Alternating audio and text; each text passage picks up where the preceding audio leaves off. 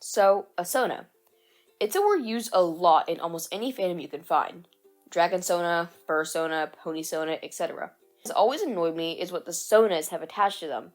Untrue stories. Now let me explain before you blow up the comment section. The word Sona itself is a shortened version of persona. Persona was most likely the original use of the word Sona shortened.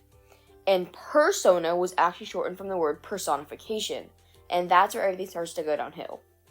When you personify yourself into a character, you are putting yourself into the character.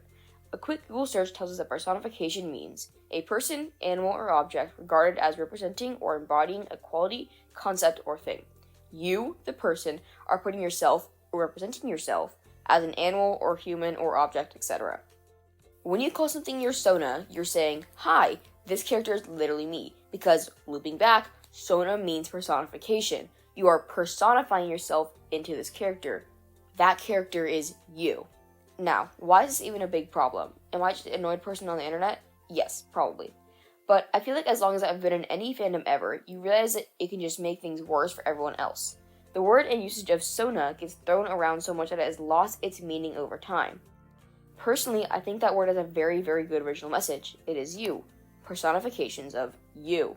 So when I start to see people with their Sonas having killed multiple people and have caused a genocide, I just think back.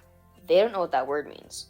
It's like using a word in a different language thinking it means one thing when it means something else. It's using a word incorrectly.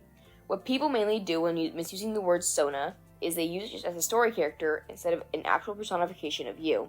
Of course, there are two main subdivisions of Sona, from what I've heard at least, and I'll state them out. True Sona and Comfort Sona. Now these are when you get into the nitty-gritty of the meaning of this word. Let's start with the one that might raise a few questions. True Sona. A true Sona, from what I have uncovered, is in every way you. Your personality, your backstory, your life, that is what theirs is. Let me grab an example to use. My Sona, Atlas. If you take a look at his Toy House page linked in my bio, you can see that all the traits that Atlas has are linked directly back to me. Of course, I took some liberties, such as making him as tall as I am, or making him as the same age as me. That isn't completely necessary. What I think is necessary for your character to be your true Sona is for them to be you.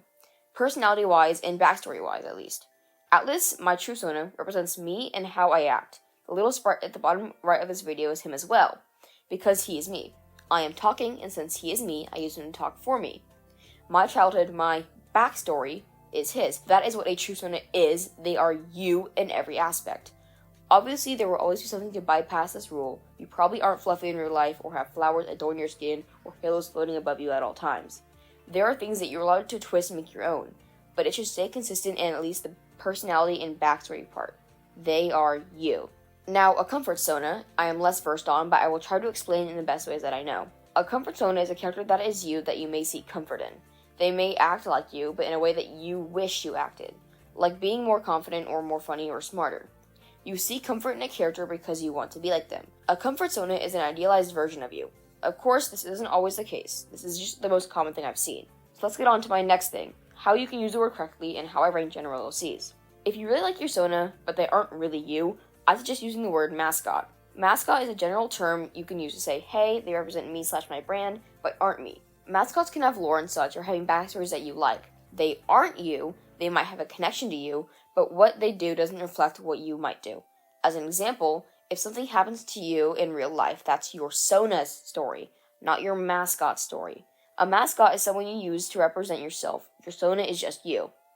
Here would be my ranking for how OCs are placed on their connection to you. Sona, with a subdivision of True Sona and Comfort Sona. Mascot. Comfort OC, which is an OC you use, which may or may not have a backstory of their own. They might just be a character you enjoy drawing and find comfort in drawing them. Very close OC, have a strong connection with them usually.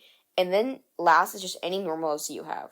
So that's my problem with the word Sona. People don't know what it is, it gets overused to the point where it has lost its meaning, and you can't even distinguish it from any normal OC. Feel free to leave your opinions or concerns in the comment section of this video. I will try to answer any of them to the best of my ability.